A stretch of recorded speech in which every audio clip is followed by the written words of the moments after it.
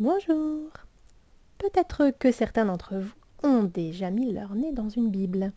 Et peut-être que vous vous demandez ce que c'est que tous ces chiffres et ces lettres bizarres un peu partout. Comme ici, en haut de la page, sur les côtés et même dans le texte. Bon, eh bien, c'est tout simplement pour mieux s'y retrouver. Il suffit de regarder à quoi ressemblait une Bible à l'époque de l'Ancien Testament. On a retrouvé à Qumran des rouleaux qui datent de 100 ans avant Jésus-Christ. Il n'y a aucune ponctuation, ni séparation entre les mots. Les grands rouleaux étaient roulés comme ceci. Pas facile pour s'y retrouver dans un passage.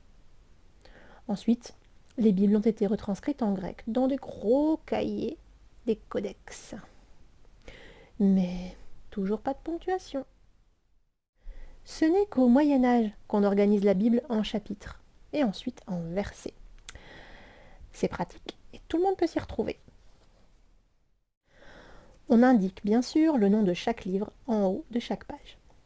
Chaque livre est aussi divisé en chapitres. On écrit le numéro des chapitres, en gros, comme ici. Et chaque chapitre est aussi divisé en parties plus petites, les versets.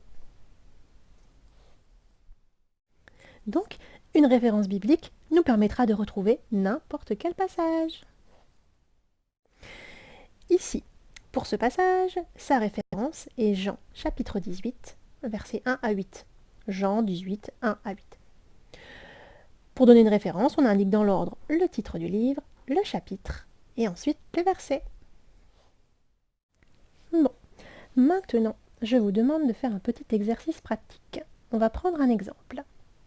Je vous demande de trouver, par exemple, le passage où Jésus marche sur l'eau. Il se trouve en Jean, chapitre 6, versets 16 à 21. Alors, allons-y. On va essayer de trouver ce passage de Jean. Alors, on doit d'abord trouver Jean. Donc là, c'est plutôt vers la fin. Alors ici, Évangile de Marc. C'est après Luc. Jean. Donc là, on voit en haut qu'on est Jean, chapitre 7. Ici. Voilà. Jean, on le voit là-haut, chapitre 6. Les versets 16 à 21 sont ici. On peut lire tranquillement. Jésus marche sur le lac. On a trouvé la référence qu'on cherchait. On peut lire le texte. C'est pratique, non? Il y a encore un dernier petit détail à savoir. Chaque livre a une petite abréviation. Comme ça, on n'a pas besoin de tout réécrire à chaque fois. Vous voyez ici, sur ces tables des matières, que chaque livre a une abréviation en 2 ou 3 lettres. Par exemple, si vous voyez GN chapitre 2 ou 3 ou autre chose, vous savez que ça se trouve dans le livre de la Genèse.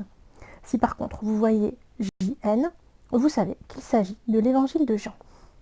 Parfois, il y a un 1 ou un 2 devant.